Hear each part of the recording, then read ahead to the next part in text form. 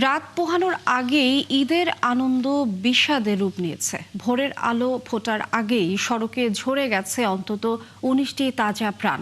শুধু তাই না, রোড সেফটি ফাউন্ডেশনের তথ্য মতে এবারের ঈদ যাত্রায় এখন পর্যন্ত প্রায় ১০০ জনের মতো প্রাণহানি হয়েছে। প্রশ্ন উঠেছে, ঈদের ছুটিতে সড়কে কেন এত প্রাণহানি?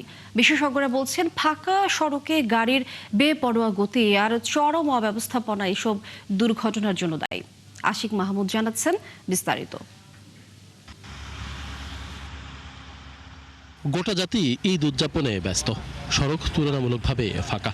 মহাসড়কে এরই মধ্যে ঘটে গেছে বেশ কিছু দুর্ঘটনা, ঝরে গেছে তাজা প্রাণ। ঈদের আনন্দ বিষাদে পরিণত হয়েছে কুমিল্লার পদুয়ার বাজার এলাকায়। দুর্ঘটনায় হতাহত হয়েছে হবিগঞ্জের মাধবপুর, ফেনী, বান্দরবানেও। রোড সেফটি ফাউন্ডেশনের তথ্য বলছে, এবারের ঈদ যাত্রায় গত ১৭ মার্চ থেকে এখন পর্যন্ত ৯২ জনের প্রাণহানি ঘটেছে। এর মধ্যে মোটরসাইকেল আরোহী ২৪ জন। ঈদের ছুটিতে প্রতি বছর সড়কে এত প্রাণহানি কেন ঘটে, এমন প্রশ্ন ছিল রোড সেফটি ফাউন্ডেশনের ভাইস চেয়ারম্যান ফেরদৌস খানের কাছে। যে মানুষগুলো এখন গাড়ি চালাচ্ছে বা যে মানুষগুলো এখন ড্রাইভার বা ট্রেনের চালক, একটা জিনিস খেয়াল করবেন যে তারা তো ঈদের ছুটিতে যায়নি। তাদের ভিতরে কিন্তু একটা অস্থিরতা কাজ করে। তারা দেখেন দিন রাত তারা গাড়ি ড্রাইভ করছে।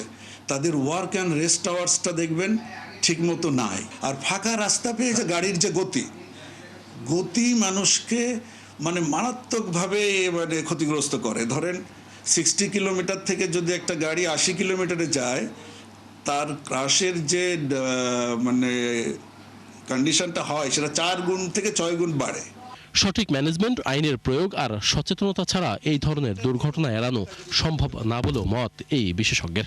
সেফটিটা কিন্তু শুধু বললে হবে না, এটাকে ধারণ করতে হয়। এটা যদি আমার ভিতরে না থাকে, তাহলে কোনো স্লোগান দিয়ে, কোনো ব্যানার দিয়ে আপনি ঠেকাতে পারবেন না। সরকারের তরফ থেকে ওই যে প্রিভেনশন থ্রু ডিজাইন, এবং এটা এমনভাবে এনফোর্সমেন্ট, ধরেন আপনি যে রুলটা আমরা এনফোর্স করার চেষ্টা করছি সেটা যেন শুধু মুখের কথা না হয়। রাস্তায় অনেক আনফিট গাড়ি চলছে। আমাদের যে কাজটা প্রথম করা দরকার সেটাই প্রথম করা উচিত, শেষেরটা আগে করে লাভ হয় না। ধরেন আমি হয়তো নিজে সচেতন হওয়ার চেষ্টা করলাম, আর একজনকে যদি আমি সচেতন করতে না পারি, তাহলে সে তো ঠিকই আমার উপরে এসে উঠে পড়বে, তখন আমি তো তার হাত থেকে তো আমি রক্ষা পেলাম না। উন্নত বিশ্বের সাথে মিল রেখে দুর্ঘটনা বন্ধে কার্যকর পদক্ষেপ নেওয়ার দাবি এই গবেষকের। এই দুর্ঘটনার এড়াতে এই সেফটি ইস্যুসটাকে সিরিয়াসলি নিয়ে। আশিক মাহমুদ, ৭১, ঢাকা।